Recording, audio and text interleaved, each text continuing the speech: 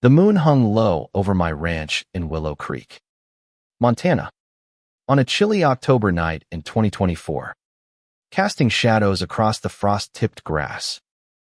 I was bone-tired from mending barbed wire all day, my hands still stinging from the cuts, when headlights sliced through the darkness. A beat-up SUV screeched to a halt in my driveway, and out stormed Clara, waving a crumpled map like it was the Declaration of Independence. "Tear down that gate now," she bellowed, her voice sharp enough to wake the cattle. I stood there, dumbfounded, wondering if I'd slipped into some fever dream. Who drives onto private land at 2 a.m., acting like they own it? Her audacity set my blood on fire, but I held my tongue, squinting at the faded paper she thrust in my face. It was a 1990 survey sketch, supposedly proving her neighborhood had rights to cross my ranch. The nerve of her, parking on my property like she was the sheriff. I could have laughed if I wasn't so mad. The next morning, I found a letter clipped to my fence, printed on flimsy paper that screamed homemade. It was signed by Clara, claiming to represent the Pine Hollow Homeowners Association, demanding I remove my gate within 48 hours for community access rights. The legal jargon was laughable spelling errors. No letterhead. No case numbers. It looked like something a kid whipped up for a school project. I read it twice, sipping coffee as the sunrise lit up my fields, my hands still smelling of antiseptic from tagging calves the night before. This wasn't just about a gate anymore. It was about someone thinking they could bully me off my own land. The timestamp showed it was posted after midnight, meaning Clara or her cronies had sneaked onto my property in the dark. The thought of strangers creeping around while my livestock slept made my stomach churn. Clara showed up again that afternoon, brimming with self-righteous confidence, spreading her sketch across my truck hood without asking. "This proves the community easement," she declared, like her word was law. I kept my cool, asking, "Where'd you get this map?" She admitted it came from old HOA files, but hadn't been verified with the county. I bit back a sharper reply. She was basing her whole claim on an unverified scrap of paper. Her SUV idled in my driveway, parked like she owned the dirt under her tires. Then her contractor, a guy named Tom, rolled up uninvited, spraying orange paint on my fence posts and measuring my gate like it was his job site. "Who gave you permission to mark my land?" I asked, my jaw tight. He glanced at Clara, mumbling. She said she had authority. Even he didn't sound convinced. But he kept painting, each spray a bright insult to my weathered posts. That night, my new motion sensors lit up at 11 p.m. From my window, I watched two figures move toward the gate, one carrying a tool bag, the other a red filtered flashlight. A third waited in a truck, engine running. My heart pounded as I recognized Tom's lanky frame. These weren't random trespassers, they were organized, moving with practiced stealth. I grabbed my camera, zooming in to catch their license plates and hand signals. My pulse racing. They tested the gate's latch, drove stakes, and strung lines, clearly planning a trail right through my ranch. The premeditation was chilling. By morning, I found fresh stake holes, tampered dye strips on the latch, and tire tracks cutting through my soil. They'd even tried to yank out my "no trespassing" signs, though the concrete footings held firm.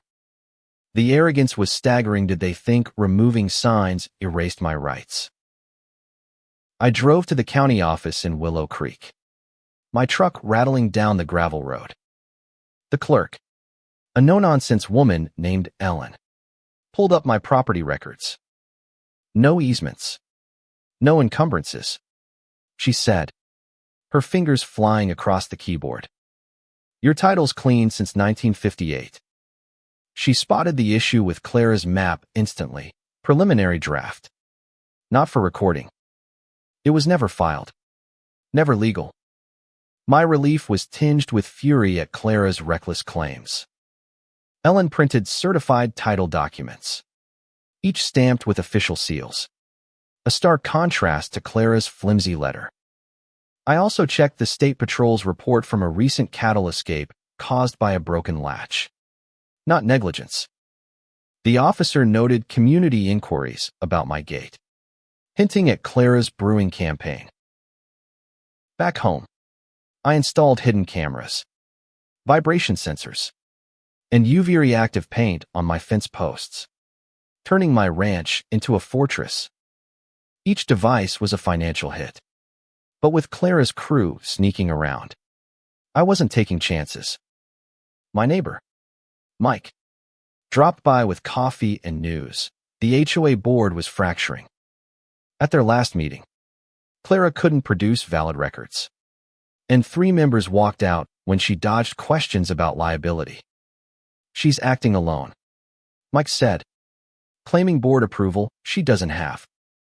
Another neighbor, whose husband was a retired surveyor, confirmed Clara's map was worthless, a draft misused to pressure me. The tension snapped the next morning when Clara arrived with a crowd of 20. A reporter from the Willow Creek Chronicle, and Tom with a compact excavator. She waved a petition with 47 signatures, reading names aloud like a war cry. The Thompsons stand for access. The Garcias support unity.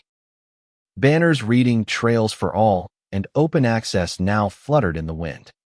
Professionally printed, not homemade. The scene felt like a staged rally, complete with patriotic music and camping chairs. Clara, dressed in a crisp blazer, posed for photos, her clipboard a prop of fake authority. The reporter asked for county records, but she deflected with talk of community tradition.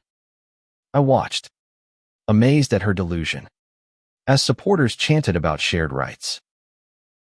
Tom set up his equipment, saying, "Ready to proceed on your authorization, ma'am." His emphasis on your was deliberate, covering himself legally. The crowd pressed closer, phones recording, expecting victory. My stomach churned, but I played my part. "Fine," I said, voice low. "I'll open the gate." Clara beamed, thinking she'd won. The crowd surged forward as I unlatched the gate, cameras rolling. But as it swung open, there stood Sheriff Dawson and Inspector Harris, badges gleaming, parked inside my property after a routine agricultural inspection. The crowd froze. Clara's jaw dropped mid-sentence, her triumph crumbling. Inspector Harris stepped forward, clipboard in hand. "This gate is part of a livestock safety system. Tampering violates state codes." His forms, stamped with state seals, dwarfed Clara's petition. Sheriff Dawson added, "We need records of who authorized property modifications." The reporter turned to Clara, asking for legal proof. She stammered, "I'm the president," her voice unraveling. Supporters backed away, some slipping off quietly, realizing they'd been part of a farce. Tom packed his gear, avoiding eye contact, his tools now evidence of vandalism. Harris's report detailed the overnight trespassing tool marks, tire tracks, witness accounts all geotagged and time-stamped. The county confirmed no easements existed, and Clara's map was a fantasy. The HOA held an emergency meeting that night, suspending Clara unanimously. Her contractor admitted she hired him personally. No board approval. The county attorney spared her criminal charges but ordered her to pay for fence repairs, inspection fees, and administrative costs thousands she'd face alone, her insurance offering no cover for unauthorized acts. The fallout rippled outward. Neighbors apologized, some asking for my title research to protect their own land. The Chronicle ran a story on HOA limits, using my case as a warning. The state agricultural department issued a pamphlet citing my ranch, guiding others on boundary disputes. Workshops drew ranchers and homeowners alike, spreading clarity over conflict. My new gate sign read, Private Agricultural Property. Livestock Safety Zone. Authorized personnel only. Simple. Firm. Legal. Leaning against that gate, watching my cattle graze under a wide Montana sky, I felt a quiet vindication.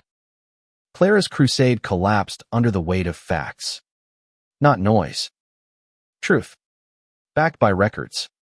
Outlasts arrogance every time. What would you do if someone tried to claim your land with a fake map? Should HOAs have any power over private property? Drop your thoughts below. Hit that like button if this got your blood pumping. And subscribe for more stories where truth wins out. Stay sharp out there.